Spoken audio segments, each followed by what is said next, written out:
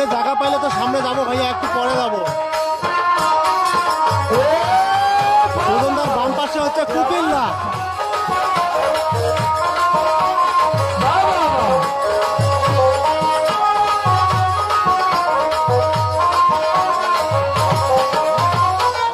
আজকে মহাপ্রভু কারো কথাই শুনছে না, আর শুনবে কিভাবে?